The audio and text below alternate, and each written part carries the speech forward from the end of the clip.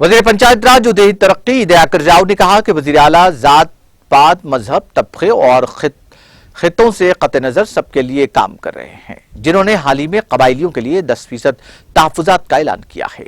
जनगांव जिले के पालाकुर्ती के कई कबायली कायदीन और अवामी नुमाइंदों ने हैदराबाद में वज़ीर दयाकर राव से मुलाकात करते हुए उनका शुक्रिया अदा किया।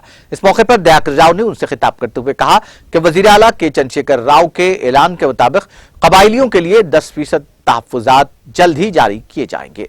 उन्होंने इल्जाम लगाया कि मरकज ने कबायलियों के लिए 10% तहफ़्फ़ुज़ात की असेंबली में मंजूरा करारदाद को नजरअंदाज कर दिया। उन्होंने वाज़ेह किया कि वज़ीर आला रियासत में कबायलियों को 10% रिजर्वेशन देने के लिए तैयार हैं, चाहे मरकज उन्हें दे या न दे। उन्होंने यह भी ऐलान किया कि वज़ीर आला रियासत में दलित बंधु और कबायली बंधु स्कीम को नाफिज करेंगे। उन्होंने कहा कि मुल्क में ऐसा कोई वज़ीर आला नहीं है जो इस तर्ज की सोच और फिक्र इख्तियार करता हो।